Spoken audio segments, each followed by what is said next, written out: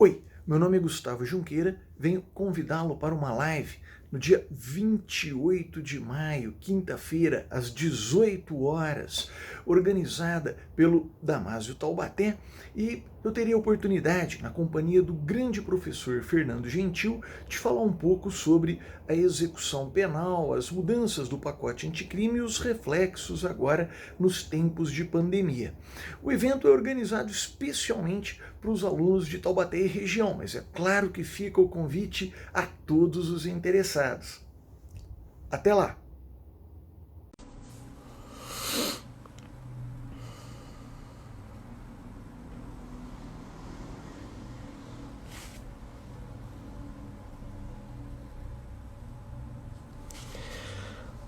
Olá, tudo bem? Tudo bem, gente? Né? Hoje nós vamos receber o professor querido Gustavo Junqueira, né? Defensor público. Lembrando que, inclusive, semana passada foi a semana da Defensoria Pública, né? Foi o dia da Defensoria Pública. Hoje nós teremos o prazer de recebê-lo aqui no Insta do Damásio, né? Damásio de Taubaté. Já vi que o professor Gustavo entrou, estou esperando ele fazer a solicitação. O professor Gustavo, ele foi, né, meu professor do mestrado, teve na minha banca, tanto de qualificação quanto na minha banca de defesa. E tenho certeza que hoje vai ser uma oportunidade excelente para a gente poder se abeberar dos conhecimentos do querido professor Gustavo Junqueira, né? Estou esperando ele trazer a solicitação aqui, tão somente para franquear a sua entrada, né? Eu vi que ele já está aí presente, que ele já mandou mensagem, né? Com relação ao tema de hoje, inclusive, o tema é um tema bastante importante, que é um tema de execução penal, um tema onde o professor Gustavo é uma das maiores autoridades do Brasil. Lembrando também que ele vai falar aí de um tema relacionado ao pacote anticrime, ele tem um livro recente. Tudo bem, professor Gustavo? Né? Tudo bem? Como vai? Tudo bom, professor Fernando? Tudo certinho, graças a Deus. Estava fazendo a introdução, falando um pouco do senhor, né? Falando que eu tive o Opa! privilégio de conhecê-lo no fazer aí do meu mestrado na PUC, né? Que tive também o privilégio de tê-lo na minha banca, tanto de qualificação quanto de defesa, e que, Opa, foi uma inclusive, honra. o senhor tem um livro recente, né, sobre o pacote anticrime, que é um dos temas dentro da execução penal a ser trazido. Um prazer, Perfeito, professor. perfeito. Opa, a honra é toda minha, agradeço demais o convite, a lembrança, não é? Muito obrigado mesmo aí pela oportunidade de conversar sobre esse tema tão importante. Bom, começamos? Começamos. Então, vamos lá. Quero renovar, então, o agradecimento ao Fernando, não é? Pela introdução, pelas palavras. Quero agradecer também o Damásio Taubaté pela iniciativa, não é? Uma alegria aí poder, não é, conversar sobre esses pontos. Bom, começar falando, não é, do que a gente teve no chamado pacote anticrime, né? Que a gente teve no chamado. Pode falar, Acho que tem um professor. outro. Tava dando Beleza. eco. Tá. O que a gente teve no chamado pacote anticrime e a gente está enfrentando agora, né? Então, o pacote anticrime, agora no começo de janeiro, ele veio consolidar, ele veio reiterar uma tendência repressiva, uma tendência de endurecimento do tratamento penal. Se lá nas décadas de 90, nos anos 2000, nós tínhamos, não é, uma maior reflexão garantista e um maior ceticismo com o direito penal no Brasil, a gente percebe que esse movimento se inverteu nos últimos anos e me parece que o pacote anticrime veio muito nessa toada. Essa toada endurecedora, repressiva, ela não tem efeito imediato. Não é imediatamente que a gente vai perceber o reflexo desse pacote, mas a gente começa a perceber agora. A gente vai começar a perceber agora a partir de maio, a partir de junho, a partir de julho, e me parece que o reflexo quase que evidente seria um maior encarceramento. A gente teria aí um maior encarceramento, por quê? Primeiro que a gente tem períodos muito maiores, não é, para progressão de regime.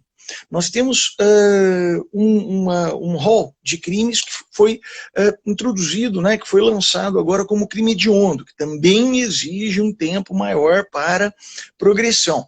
Então, a rotatividade dentro do estabelecimento prisional, ela diminui muito. Não é? Por que eu falo rotatividade? Porque é imensa a rotatividade, é espantosa. Quando você vai perceber, quando você vai verificar o movimento, né, no estabelecimento prisional, de quantos estão chegando por dia e quantos estão saindo por dia, é um negócio espantoso. Não é? São tantos que são presos em flagrante, que são removidos em razão de sentença condenatória, e tantos que estão saindo por progressão, por término do cumprimento da pena, livramento condicional, indulto. Então você tem uma rotatividade. E mesmo com essa rotatividade, a gente tinha um déficit tremendo, né? O déficit no Brasil é de, poxa, 300 mil vagas. Isso é um número quase que superficial. Ora, na medida em que essa rotatividade diminui, que a gente vai ter mais ingresso e menos saída, a tendência é essa superlotação ganhar outras cores. Só que, evidentemente, quando se fez o projeto, não que eu acredite nisso, mas quando se fez o projeto, o que se pensava era, olha, a gente vai prender mais sim, mas nós vamos também, tal, né, a promessa de sempre, de investir mais no sistema penitenciário.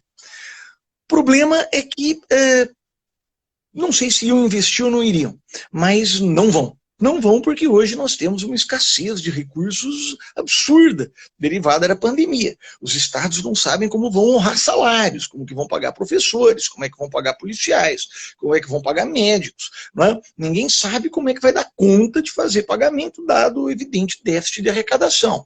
Então é claro que nós não teremos nenhum investimento no setor carcerário nesse ano ou no ano que vem. Aliás, eu duvido que tenhamos algum investimento tão cedo. Não é? E eu entendo, não é o que eu sempre comento com os alunos. Poxa, se eu fosse governador do estado com recursos escassos, com criança sem saúde na periferia, com criança sem escola na periferia, será que eu ia ter meu foco na questão prisional? Eu não acho que eu ia ter meu foco na questão prisional também. Por mais que eu goste do assunto, estude o assunto, mas poxa, não é? Então eu duvido que tenhamos algum investimento no setor carcerário agora, não é, nos próximos meses ou nos próximos anos. Me parece algo óbvio. Só que os reflexos do pacote anticrime estão chegando. E nós temos ainda um outro vetor importantíssimo, que é o cuidado, o extremo zelo que temos que ter com o encarceramento, com a aglomeração de pessoas no cárcere, e os nossos cárceres são todos aglomerados, não é? A cela que era para ser individual reina a ilegalidade, as celas são coletivas, né? Aliás, é até difícil falar em Estado de Direito e execução penal, porque a gente já começa tudo ilegal, né? No projeto da penitenciária, a cela vem com 4 lugares. Aí você fala, mas por que 4 lugares se a lei de execução penal obriga a cela individual? Não? É porque a gente sabe que não vai cumprir a lei. E aí esses 4 lugares vão acabar servindo para 30 presos. Né?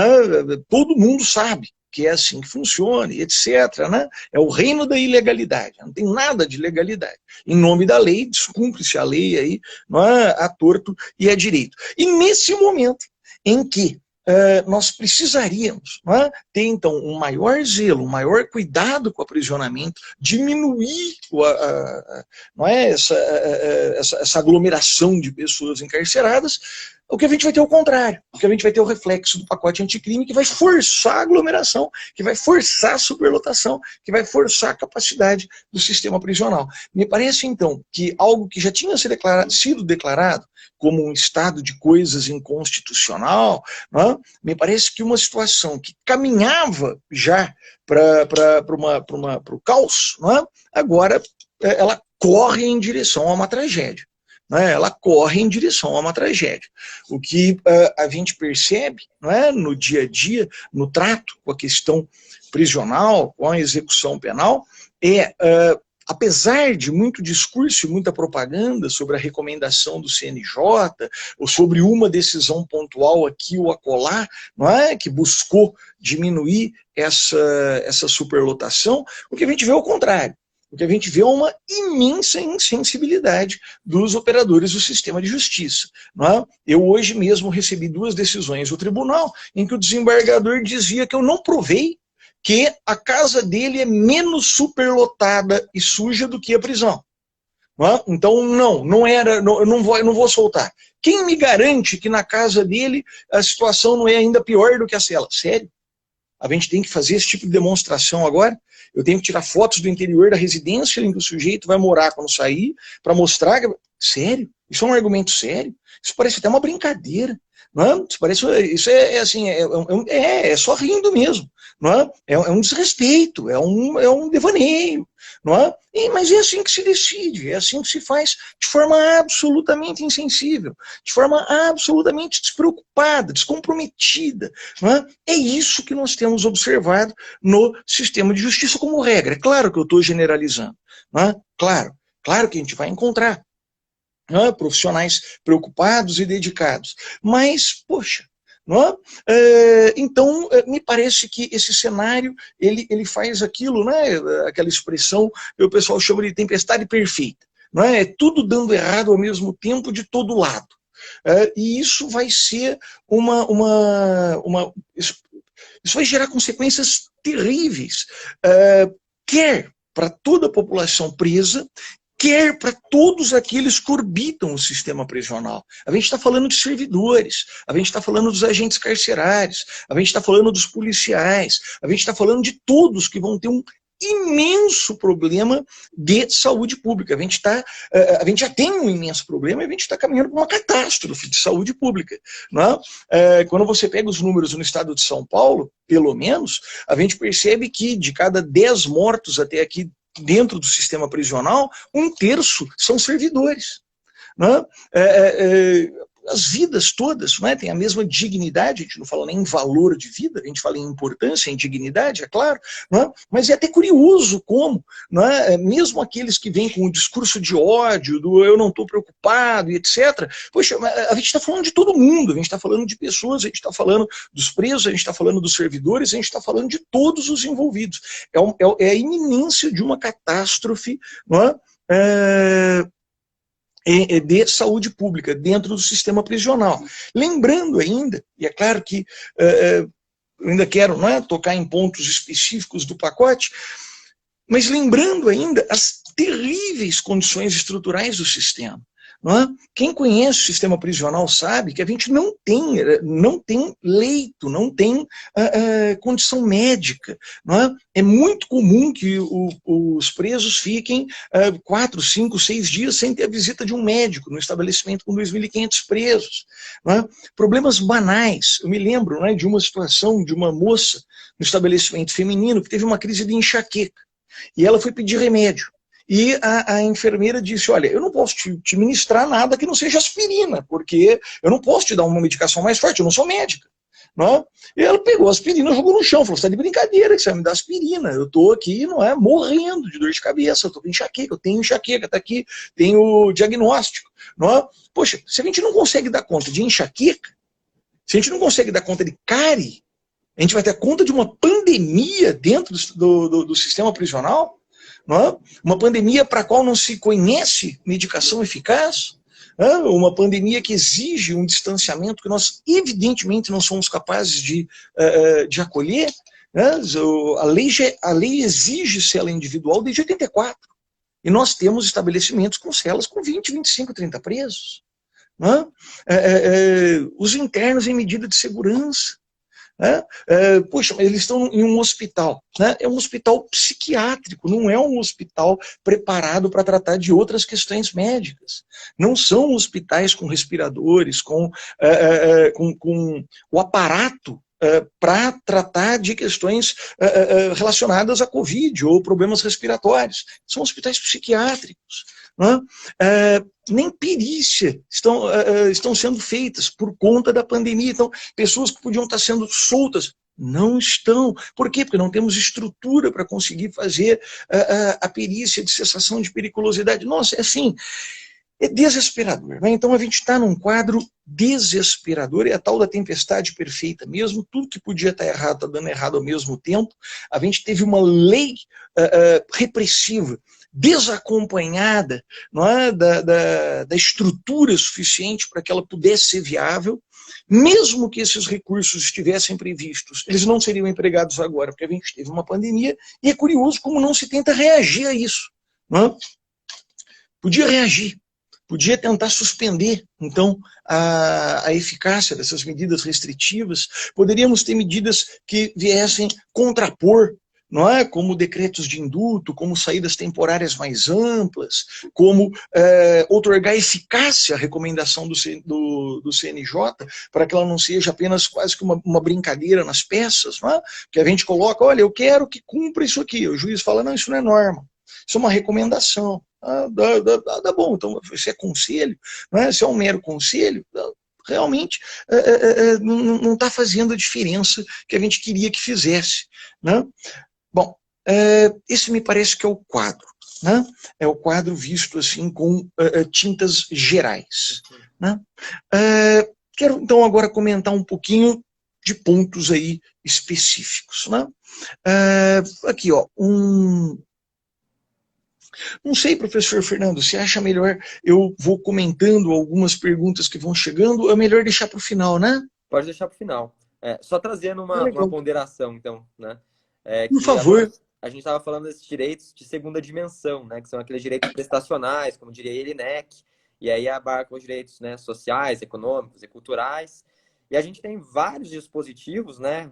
Pelo menos no artigo 6º da nossa Constituição, são vários direitos lá positivados. E, de fato, em razão dessa amplitude de direitos, muitas vezes fica complicado para o gestor ele eleger, né, aquele que ele vai, obviamente, investir. Então, a gente fala do debate existente entre reserva do possível, mínimo existencial, e lembrando sempre das chamadas escolhas trágicas. Acontece que grande parte dos gestores, até mesmo porque investir em penitenciária não acaba não trazendo votos, acaba deixando, né, obviamente, o adimplemento, né, o pagamento, o investimento dos presídios de lado. E isso muitas vezes acarreta, né, alguns entraves, algumas problematizações.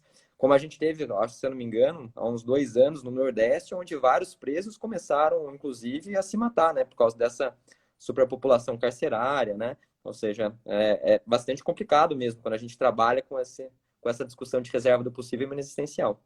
Era só Tinha o sorteio da morte, né? Olha, como não tem comida para todos, não tem espaço para todos, não tem ar para todos, a gente vai sortear quem vai morrer. Não é? Isso foi amplamente noticiado. Né? Uhum.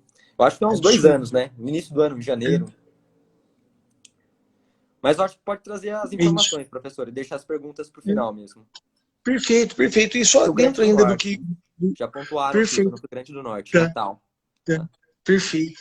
E dentro do que comentou, a questão das penitenciárias, esse é um investimento sempre tido como maldito, porque ninguém quer uma penitenciária na sua região, ninguém quer ter uma penitenciária na sua cidade. Né? Embora seja uma obrigação comunitária cuidar daqueles, né, que praticaram infração dentro da comunidade, todo mundo quer o sujeito longe. Né? Só que o longe para um é a casa do outro. E ninguém quer ter um presídio na sua casa. Então, além da escassez de recursos, tem toda a briga política para se conseguir investir, né, na questão prisional. Poxa, mas vai gastar com o preso, não vai gastar, não é, com a escola, não vai gastar com o hospital, eu não quero presídio, eu quero hospital. Então, acho que essa é uma questão que tinha que ter sido levada em conta com mais responsabilidade. Não é? É curioso, é até curioso mesmo perceber que uma parte do pacote anticrime teve, não é, a sua eficácia suspensa pelo Supremo, porque o que se entendeu é que não havia recursos financeiros para implementar imediatamente o juiz de garantias. Engraçado, ninguém pensou nisso para a questão prisional? Ninguém lembrou quanto custa um preso? Não é? Porque para o juiz de garantias eu confesso que eu tinha solução. Fazer online, como aliás estamos agora fazendo, audiências online. Não é? Já era uma solução à época. Mas o preso não tem prisão online. Não é? Ele vai ter custo sim, ele vai estar lá dentro, ele vai gastar, ele vai comer, ele vai ocupar um espaço, vai precisar ter segurança, etc. Isso é um custo real, e nesse custo real ninguém pensou. Não é? Na hora de aprovar o pacote ali o ano passado, e aí o começo de eficácia agora nesse ano. Pois é. Né? Bom, dentre então as medidas, não é, endurecedoras que a gente pode destacar, eu acho que a gente pode destacar uma que não vai ter efeito imediato, mas que ela tende a ter um efeito em cascata, insuportável, eu diria quase mensurável, que é o limite das penas, que antes era de 30 anos e agora passa para 40 anos. Não é? Acho que uma primeira reflexão que é absolutamente necessária é a justificativa para isso. Por que passamos de 30 para 40? A justificativa que consta, não é, desde o projeto é o incremento da expectativa de vida da população brasileira. Né? Então, o argumento é, em 1940, quando foi elaborada a legislação, a expectativa de vida era muito inferior à expectativa de vida que temos hoje. Então, nós temos que adaptar essa expectativa de vida. Eu confesso que eu não consigo entender, desde logo, a lógica desse raciocínio. Adaptar para quê? Não é? Afinal de contas, o que se discutia em 40 e o que se discute hoje não é expectativa de vida, é o quanto que eu quero que alguém fique preso. Não é? Eu não consigo fazer essa linkagem, né, que o pessoal faz, mas de qualquer forma, primeiro que é um equívoco comparar com 40, a gente tem que comparar com 84, porque afinal de contas a reforma da parte geral do Código Penal, que manteve os 30 anos, foi em 84. Segundo, essa estatística de expectativa de vida, que subiu de 84 para cá, foi dentro dos presídios? A gente tem esse número? Alguém tem uma pesquisa sobre o que é expectativa, o que era expectativa de vida em 84 dentro do presídio? E qual é a expectativa de vida aqui fora? Não é? Porque comparar o que era expectativa de vida com números médios da população brasileira não faz o menor sentido com comparar o que é a expectativa de vida dentro do estabelecimento prisional. Não é? Sem sol, sem alimentação adequada, com toda a opressão e violência que rege a situação, com todos os fatores que fomentam, não é, toda sorte de patologias físicas e psiquiátricas. Não é? Alguém fez esse levantamento? Não fez. Não fez. Não é? Então é um chute. A gente vai lá e chuta, fala assim, olha, eu acho que como subiu a expectativa de vida fora do presídio, deve ter subido também dentro, e vamos mudar assim, não é? Sem nenhum respaldo científico, sem nenhum respaldo em estudos, porque eu estou achando, né? Porque é bacana achar. Né? E aí substitui, né, fato e estudo por opinião. Uma outra justificativa, que eu também já ouvi, é que 30 anos não estão intimidando o suficiente. Sério. Não é? Alguém acha que o sujeito, antes de praticar o crime, ele vai pensar, oxa, antes eram 30 anos de pena máxima, eu acho que eu aguentava. Agora 40, eu me intimido, eu não aguento mais? Sério? Alguém acredita que isso é um pensamento racional, que isso passa na cabeça de algum potencial criminoso? 30 anos eu aguentaria, 40 anos? Mas é claro que não. Esse argumento não faz o menor sentido. Esse argumento não tem nenhum estudo que possa balizá-lo também, até porque ele é evidentemente falso. Não é? O sujeito, quando pratica o crime, o que ele pensa é na impunidade. Ele pensa na fuga. E pensa, cá entre nós, com razão. Porque a cifra oculta é de 95%. A chance do sujeito ser apanhado é mínima, sempre. É nesse número que ele pensa, e não no tamanho 30 ou 40 anos. Isso é evidentemente indiferente. E ainda há quem diga do risco do sujeito, depois de 30 anos, sair para praticar novos crimes. Mas aqui eu queria demais também um estudo de reincidência de quem ficou 30 anos preso. Não é? Primeiro porque o que a gente observa é que as pessoas morrem antes dos 30 anos.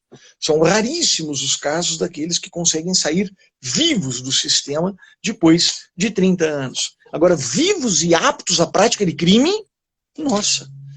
Tenho certeza que alguém vai pegar e falar, eu conheço um caso. Eu também conheço um caso.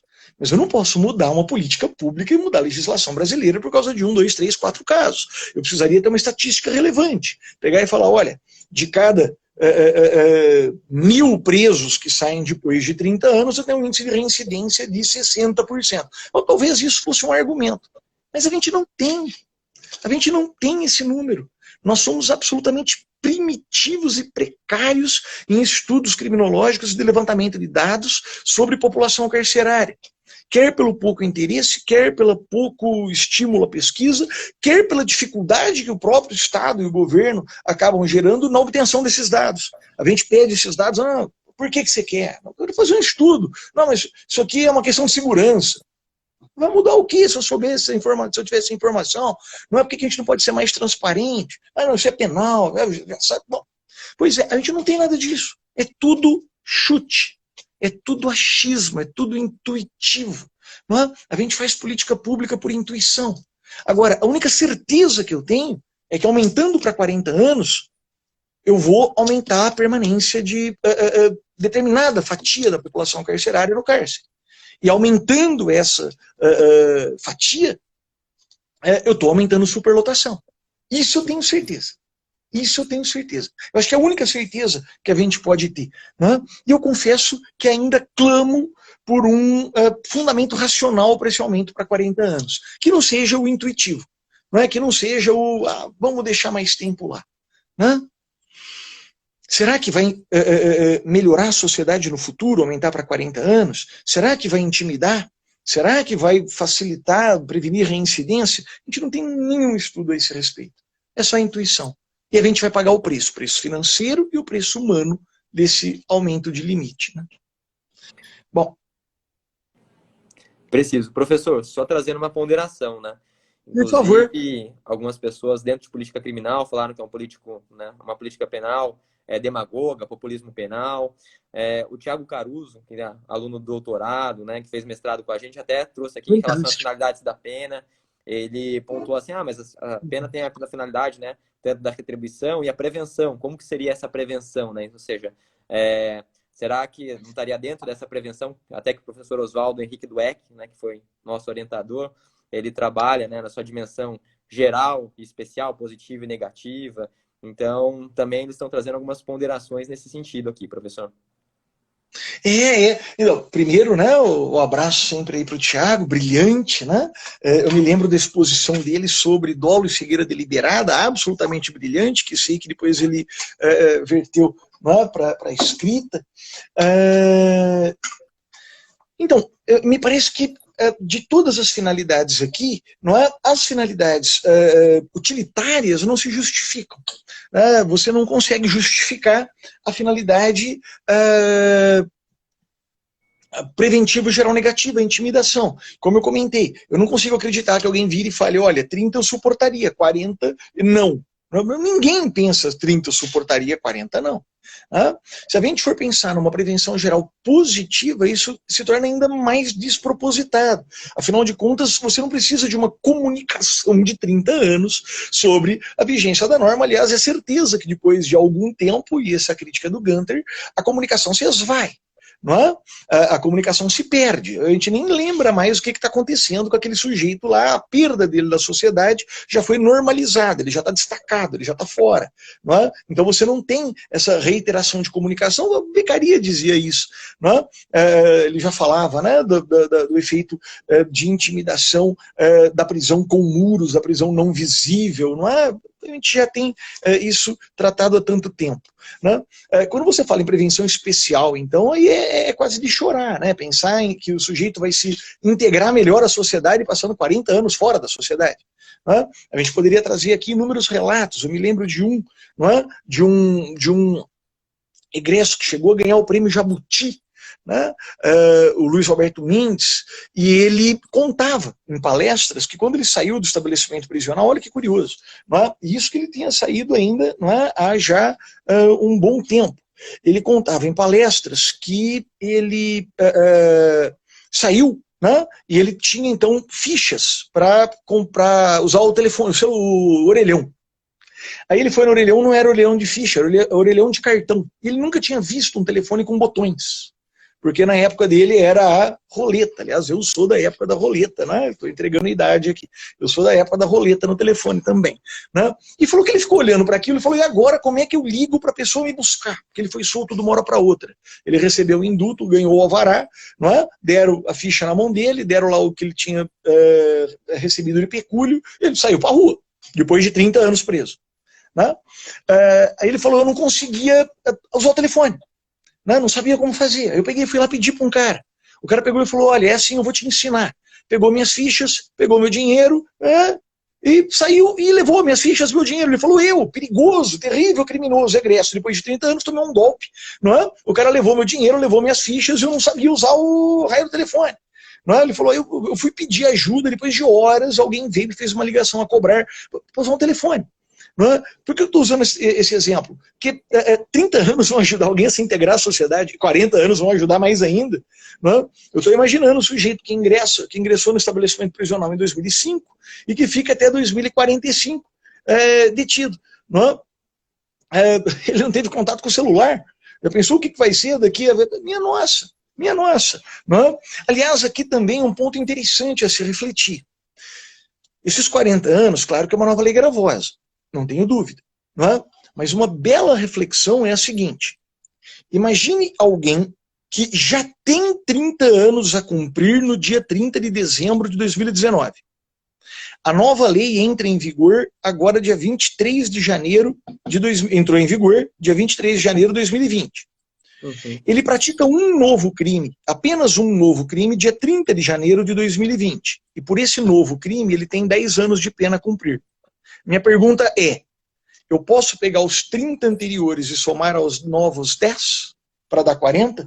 Ou eu só posso chegar nos 40 se todos os crimes que chegam em 40, não é? Que somariam 40, foram praticados a partir de 23 de janeiro? Essa é uma discussão que a gente vai começar a ter já esse ano, eu tenho certeza. Né? Que são aqueles que já tinham 30 anos nas costas e que terão novos crimes praticados, né? A partir já desse momento, né? De 23 de janeiro. Talvez não esse ano, mas certamente é uma discussão que já vai chegar. Né? Eu confesso que me parece que é possível sustentar as duas ideias, e que se é possível sustentar as duas ideias, eu vou sustentar aquela que mais maximiza, que mais fomenta direitos e garantias fundamentais. Né? Nos hard cases é essa orientação que me parece, não é? A pedida, né? A encaminhada. Né? Então, me parece, só voltando à sua colocação, professor, que talvez a prevenção especial negativa faça sentido. Não é? Mas essa prevenção especial negativa também só faria sentido se eu tivesse um estudo que me indicasse a reincidência daquele depois de 30 anos. Não é? Bom, a reincidência é alta, então precisamos conter mais, precisamos intimidar mais. Mas eu não tenho, é chute. De novo, é chute. Né? Então eu tenho problema em justificar racionalmente, a partir das finalidades da pena, não é? Como já colocado pelo professor Tiago, né? O porquê aumentar isso para 40 anos. Por que aumentar para 40 anos? Não consigo entender. Bom, sobre o limite de pena, alguma colocação mais, professor, que eu partiria então agora para falar de progressão? Só o adendo que, né, de repente, advertência para os alunos, que apesar de ter tido esse acréscimo, né, para 40 anos, os preceitos secundários não foram modificados, né? Então, os preceitos secundários máximos ainda permanecem em 30 anos. Mas, de resto, tudo preciso. Cirúrgico, professor. Ainda não foram mudados. Ainda foram mudados. Ainda não. Melhor não é. Se der para cortar essa parte, não deixa gravado, melhor não dá ideia. Não? Vamos lá. É melhor não lembrar o pessoal. Mas vamos lá. Queria falar também das mudanças sensíveis, não é, que tivemos na progressão, né, na progressão de regime de cumprimento de pena. São muitas mudanças, elas foram pensadas para endurecer. É verdade que teve pelo menos uma falha, talvez duas, em que elas acabaram sendo leis benéficas, né, mas elas foram pensadas para endurecer. Né. Eu acho, primeiro, perceber que antes nós tínhamos um sistema simples até de progressão. Crimes comuns, praticados até 23 de janeiro, né? Crimes comuns, 1/6 da pena, crimes hediondos, 2/5 se primário, 3/5 se reincidente, estava resolvido. Hoje nós temos faixas, 16%, 20%, 25%, 30%, 40%, 50%, 60% e 70%. Um primeiro ponto curioso, que eu ainda não tive que explicar, mas quase, é tentar explicar para o próprio sentenciado o tamanho da pena dele. Interessante, parece uma bobagem, mas não é. É muito cruel que o sujeito não consiga entender o tamanho da pena dele. Você vira para ele e fala assim, não, você vai ter que cumprir 30% dessa condenação e 16% dessa. O sujeito olha e fala, como é que é? Não é? Que é isso? Não é? A fração já não era simples. A fração já era complicada. Mas a gente conseguia, falava, ó, divide por tanto e tal, né? Chega lá. Agora, para explicar 30 mais 16%, minha Nossa Senhora. Minha Nossa Senhora. Né? Então, eu ainda não passei por essa situação, até porque a gente não teve tempo ainda, como eu disse, de ter essa repercussão. Né? Precisaria ser um condenado por crime com violência a partir de 23 de janeiro, que já estivesse perto de progredir, para a gente poder discutir. Né? Isso ainda não aconteceu, mas já aconteceu de um preso me perguntar, doutor, mudou como? Eu falei, você não quer saber. Eu não vou conseguir te explicar, você não quer saber, né? Mudou para uma bagunça, um monte de número, não te atinge, ótimo, não é? Melhor nem tentar aprofundar no assunto, né? Porque virou uma loucura mesmo. Mas como é que ficou agora o sistema, então? Agora o sistema diz, vou tentar falar rapidamente, e depois eu bato naqueles pontos mais interessantes e polêmicos. Nós temos primário em crime sem violência ou grave ameaça, 16%. Né? Reincidente em crime sem violência ou grave ameaça, 20%. Primário em crime com violência ou grave ameaça, 25%. Reincidente em crime com violência ou grave ameaça, 30%. Primário crime hediondo, 40%. E aí nós temos 50% para líder de organização criminosa para crime hediondo com resultado morte, milícia privada, 50%. Reincidente em crime hediondo, 60%. Reincidente em crime hediondo com morte, 70%. Esse é o nosso novo rol das progressões, por isso que eu comentei, né, com o sentenciado, que era melhor ele não ouvir, não é? Porque senão dá vontade de sair correndo, né? Eu brinco também assim com os alunos que têm que fazer provas sobre isso, né? Aliás, os meus alunos, eu tenho um crédito de execução penal, né? Na faculdade, né? Eu falei, vai decorar, se vira, né? Dá um jeito, né? Para concurseiro, né? Uma loucura, quem vai prestar o AD é uma loucura, mas para o sentenciado, sem dúvida, né? É muito pior. Né? Professor, só para trazer um adendo, inclusive, né? Pois tem não. Um egresso da Universidade de Taubaté, que também é defensor público, Rafael Miranda, se não me engano, ele está em Mogi, né? Perfeito, conheço. Ele postou... Um grande defensor, um grande estudioso. Isso, ele tem um livro de execução penal, se não me engano, pela Juspodium, né? Perfeito, eu tenho. Opa, e excelente. Ele mandou os gráficos, né? Justamente para memorização. Ele falou assim, não, agora, ou seja, tá precisando fazer gráfico para tentar assimilar um pouco essas mudanças. Imagina, então, para o principal interessado, que é justamente o detento, né? E quando a gente pensa em crimes que têm grande repercussão, como o roubo, por exemplo, não é? O roubo simples agora, a gente vai estar lidando com 25%, 30%. Lembrando que o roubo com emprego de arma ficou hediondo. Tá? Então a gente está lidando com 40%, aliás, com 40% e 60%. Não é? E são crimes que têm um grande impacto numérico mesmo. Não é? Porque nós temos muitos condenados pelo crime de roubo, mas muitos condenados pelo crime de roubo. Não é? E eu, sinceramente, não acredito, até porque nós não temos estudos que digam isso, nós temos estudos que dizem o contrário. Né? Que o incremento da pena traga alguma diminuição ou algum tipo de maior intimidação. Nós temos estudos no mundo inteiro nesse sentido, que simplesmente incrementar a pena não aumenta a intimidação, não diminui o número. O que nós temos, alguns estudos, e esses não são conclusivos, digamos, é que incriminar ou não incriminar interfere. Então, uma conduta que é irrelevante penal, você incrimina, isso tem, né, para alguns isso tem interferência no número de condutas, para outros não. São estudos inconclusivos, mas são duvidosos. Né?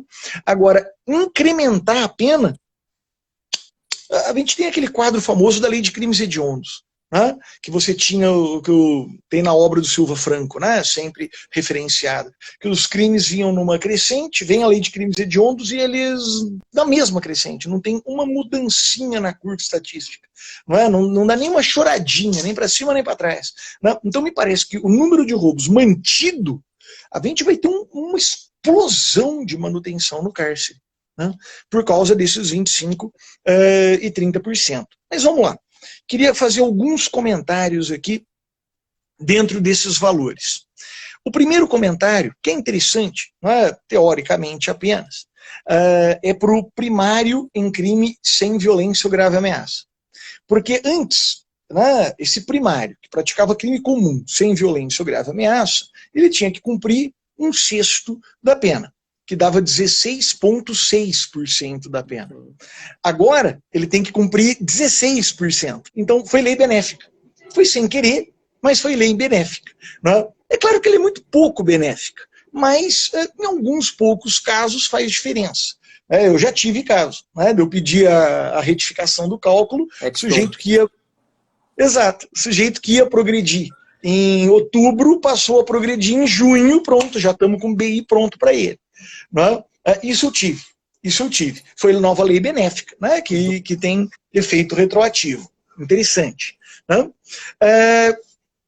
Aí a gente tem os 20% para o reincidente em crime sem violência. Aí a gente tem 25% para o primário em crime com violência. Né? Aí eu pergunto, se o sujeito tiver um furto anterior, e agora ele pratica um roubo, ele é primário em crime com violência ou ele é reincidente em crime com violência? Porque isso faz diferença. Se ele for primário em crime com violência, 25%. Se ele for reincidente em crime com violência, 30%. Como é que a gente faz? Interessante, né? Interessante. Interessante porque é uma má legislação. Né? É uma má redação. A redação é muito ruim. Né? Até porque ela não usa os mesmos parâmetros. Se me permitir, 25, se o apenado for primário e o crime com violência. Aí me dá a impressão que são coisas diferentes. Uma coisa é olhar para a primariedade, outra coisa é olhar para que tipo de crime. Só que nos 30% está escrito reincidente em crime com violência. Aí eu juro que a minha interpretação literal de cara tem que ser com violência e com violência. Perfeito. Né? É a interpretação literal. Mas não foi isso que se quis dizer. Gente, eu não posso atravessar a literalidade da lei para prejudicar o réu. Não posso. Não posso. A literalidade da lei me parece muito clara. Né? Pois é, então o que eu sustento, confesso, né, já tive o prazer de escrever a respeito, é que eu só posso exigir 30% daquele que tiver um crime violento antes e outro crime violento depois. Aquele que tem um crime sem violência antes, que pode até ser hediondo, pode ser tráfico, é sem violência. A lei não fala, não faz essa ressalva. Não é? Aquele que tem um crime sem violência anterior e agora um primeiro crime com violência, ele não é reincidente em crime hediondo com violência. Então ele só pode ser primário. Esqueceram de uma faixa intermediária. Não é? E quando se esquece de uma faixa intermediária, eu não posso fazer uma interpretação gravosa. Aqui já não é nem a minha opinião, é a opinião do STJ. Quando que o STJ apreciou isso? Olha que interessante lembrar. Quando a gente estuda a redação original do livramento condicional, artigo 83, né? Está escrito assim, 83, inciso 1º, primário com bons antecedentes. 83, inciso 2º, reincidente em crime doloso. E aí algo que se percebe de cara e o reincidente em crime culposo e o primário com maus antecedentes? Fica onde? Não foi lembrado. Não tem livramento. Claro que tem livramento, tem que ter livramento. Não é? Livramento em quanto? Quando eu estudei isso na década de 90, os meus professores diziam, você tem que bolar uma faixa intermediária entre um e outro. Entre 1/3 e metade, tipo 2/5. inventam a faixa. Na época, confesso que me fazia sentido, mas também não tinha olhar crítico sobre a matéria. Bateu no STJ, e o STJ pacificou que a gente não pode inventar faixa intermediária, que na ausência de faixas intermediárias, nós devemos recorrer à faixa menos gravosa ao réu. Perfeito. Isso já é consolidado no STJ, no livramento. Me parece que é exatamente o que a gente vai ter que fazer agora na progressão. Eu não tenho uma faixa intermediária entre o primário em crime com violência e o reincidente em crime com violência. Então eu vou ter que cair no primário. Me parece que é a única solução. Não temos ainda decisões jurisprudenciais a respeito. Né? Não temos, não deu tempo. Mas eu acho que vai ser o caminho. O que nós temos decisão, e aí eu já cesso, né, porque eu sei que já estou estourando tempo, pensado, é a faixa de 60%. Por quê? E aqui o STJ já se manifestou. Deu repercussão já nas varas de execução penal. A antiga redação era: são necessários 3/5 para progredir, condenado por crime hediondo, vírgula, ser reincidente. Era assim o artigo 2º da Lei de Crimes Hediondos. E agora? Vou ler. 60% se for reincidente na prática de crime hediondo. Mesma coisa. Exige hediondo, hediondo. Se não for hediondo, hediondo, não pode se exigir 60%. Nova lei benéfica. Aqui eu tenho centenas de casos, eu diria milhares, mas eu, né, na minha atribuição, tenho 4.500 processos, então não chego a ter milhares desse caso, não é? Mas eu tenho centenas, aí sim, sem dúvida, que estão chegando, né, e do jeito que chega, eu vejo 3/5, tráfico, aí eu vou ver qual é o crime anterior. Se não era outro crime hediondo, eu peço para retificar o cálculo e cair para 2/5. Os juízes estão retificando. Os poucos juízes que não estão retificando e assumindo que essa é uma nova lei benéfica, o Tribunal de Justiça não tem dado ganho, mas o STJ já deu. E já reconheceu que é nova lei benéfica. Não é? Então, esse é um outro efeito não esperado pelo legislador, mas dada sua pouca competência, a sua má redação, não é? A gente consegue lutar aqui e emplacar, quem sabe, tentando diminuir um pouco esse efeito de tempestade perfeita, né, que eu comentava há pouco. Preciso. E só aproveitando também, professor, já que a gente está trabalhando com essa ideia relacionada ao efeito da lei penal no tempo, né, acerca do acordo de não persecução penal, apesar de ser uma norma mista, né, já tem hoje um posicionamento majoritário, que é justamente, como por ser mista, que ela deve retroceder, né, beneficiando aí o réu. E número 2... O tribunal está mandando abaixar, né? Sim. Desculpa, interrompi. O tribunal está mandando abaixar, né? E segunda ponderação que a gente pode trazer é que todo ordenamento, a gente fala da lei dos mais débeis, né? Sempre deve ser interpretado favoravelmente à parte mais fraca da relação. Então, CLT favorável, obviamente, ao empregado, CDC favorável ao consumidor, e lembrando sempre que o direito penal sempre interpretado, né, obviamente, de maneira favorável ao réu, que pode ter tolhido o seu direito de primeira dimensão, que é justamente a ideia da liberdade, né? Então, sempre buscando aquela ideação precípua, né, de interpretação, obviamente, né, teleológica, finalística, de maneira favorável ao réu. Sabe que eu não me conformo, professor Fernando. Quando eu estudei legalidade, lá na década de 90, o professor não dava outro sentido para a legalidade, ele falava: legalidade penal é escudo do cidadão contra o arbítrio do Estado. É o escudo do cidadão contra o arbítrio do Estado. E vinha lá Beccaria, Carrara, Foiebá, era só isso que eu ouvia. Eu não ouvia outra explicação sobre a legalidade. E é impressionante como hoje o pessoal diz que a função da lei penal é proteger a sociedade. Não é? Não é.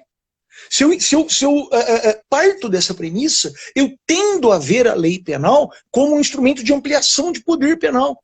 Não é para isso. A lei penal não veio para isso. O Estado tem outros mecanismos para garantir a segurança da sociedade. Ele tem a polícia, ele tem os instrumentos de segurança, ele tem os instrumentos de segurança ostensiva. Não é? Esses são os instrumentos que o Estado tem ao seu dispor. A lei penal é o limite para esses instrumentos e para essa violência.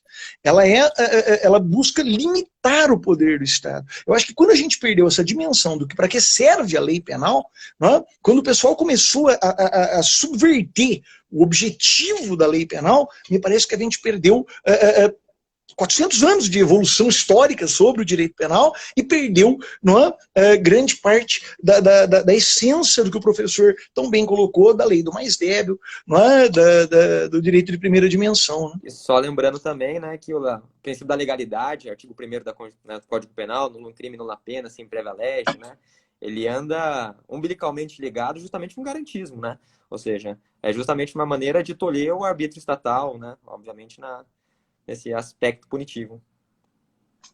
É isso aí. Perfeito, perfeito. Pode continuar. Nós abrimos para as questões agora ou não? Acho que eu estou com medo do tempo. Acabei de ver aqui, né? Faltam 10 minutos para terminar. Vamos abrir para as questões. Isso. De qualquer forma, só trazendo algumas ponderações, né? O professor Pardal mandou um abraço, né? Professor Pardal, que se encontra aqui presente. Professor Caio Bartini também, né? Mandou um oi. Ambos do Damásio. Professor Felipe Venturini, não sei se o senhor conheceu, mas ele é do CPJU, também mandou aí um oi, né?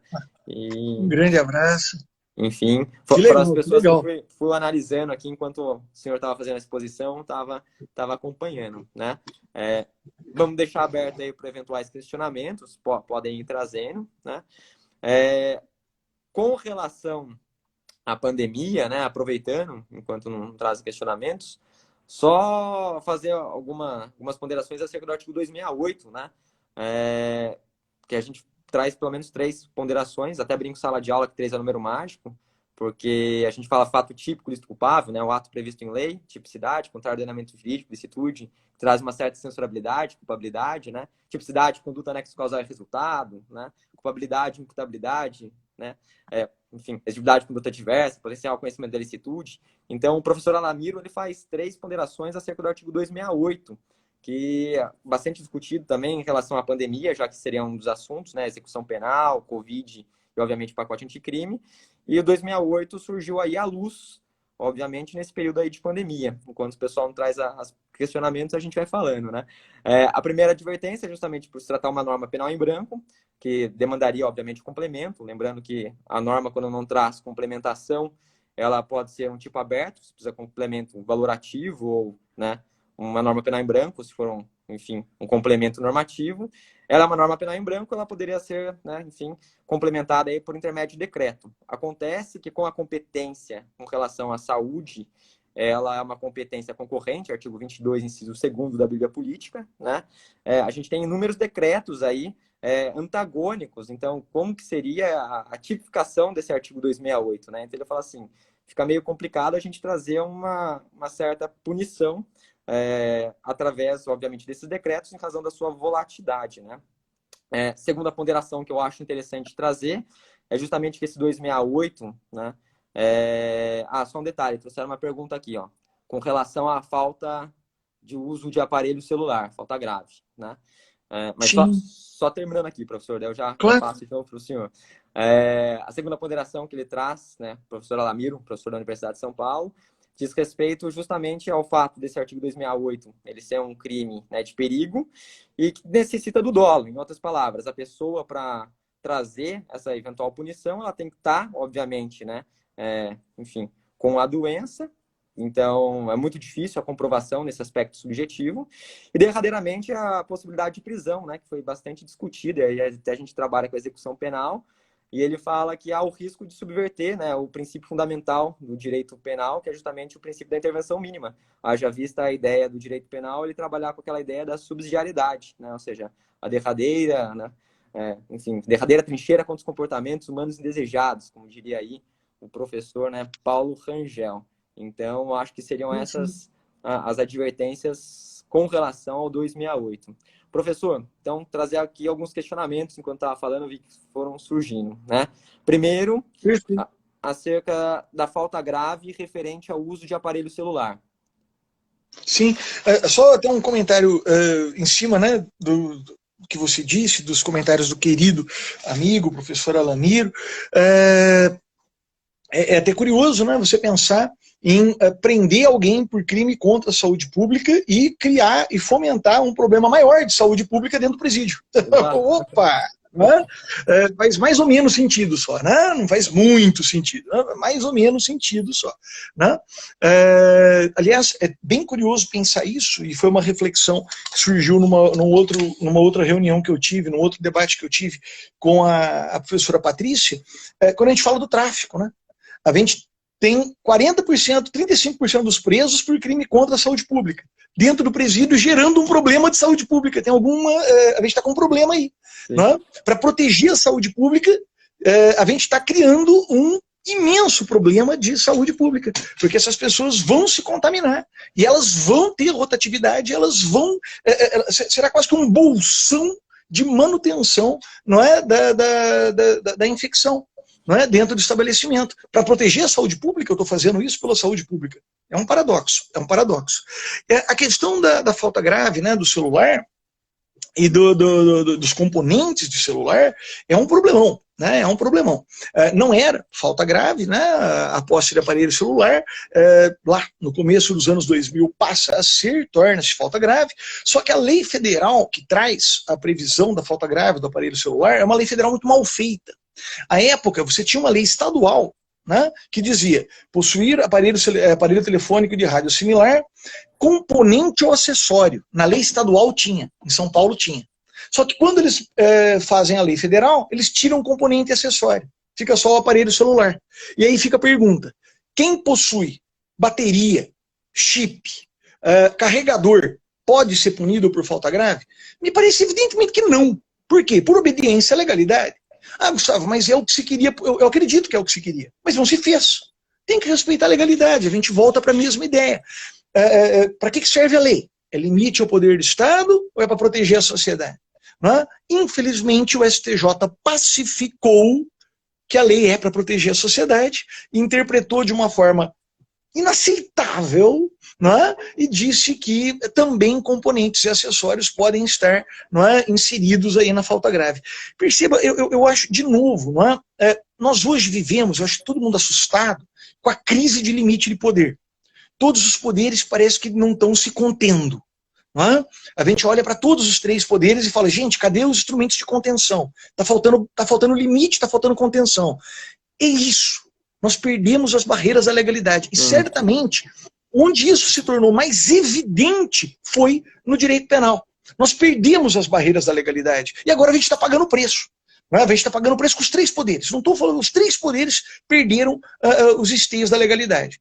Precisamos recuperá-los imediatamente. Precisamos recuperá-los imediatamente.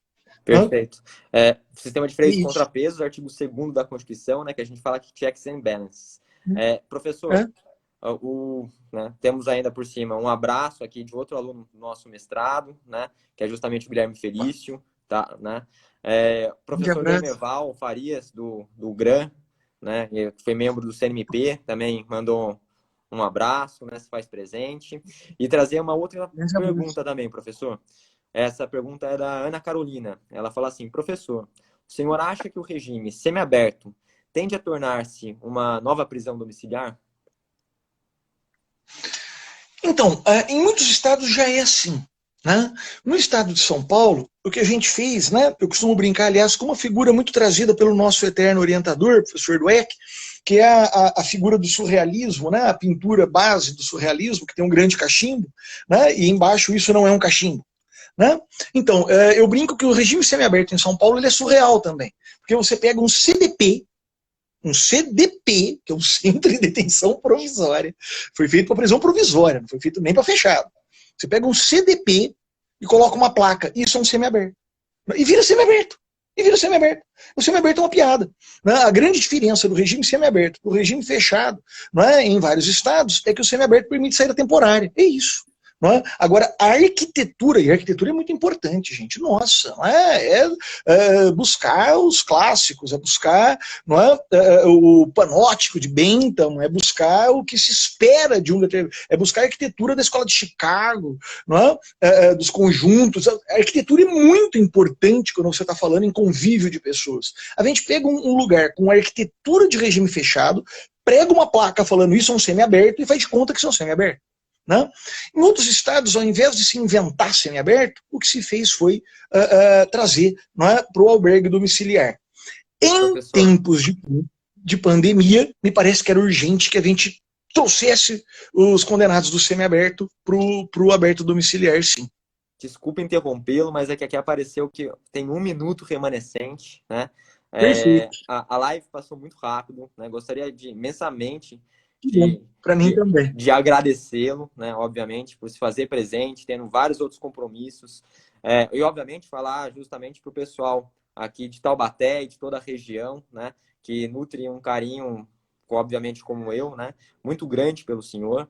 Então, muito grato de todo o coração, viu, professor? Espero, obviamente, passar da pandemia, recepcioná-lo aqui, até porque, como o senhor me pontuou, nunca esteve na Universidade de Taubaté, né? Presencialmente. Então, isso, vamos marcar, tá combinado. Vamos alinhar isso mais para frente, professor. Muito obrigado, viu, de todo o coração. Será um grande prazer. Muito obrigado pela atenção, pelo convite. Valeu, gente. Até mais, professor. Tchau, tchau. Até.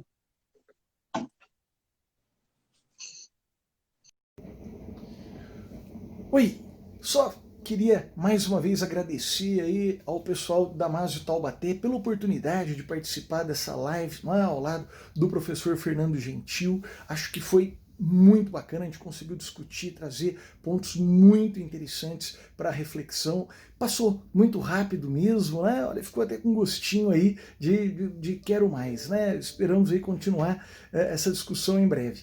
Valeu mesmo, viu? Abraço, gente!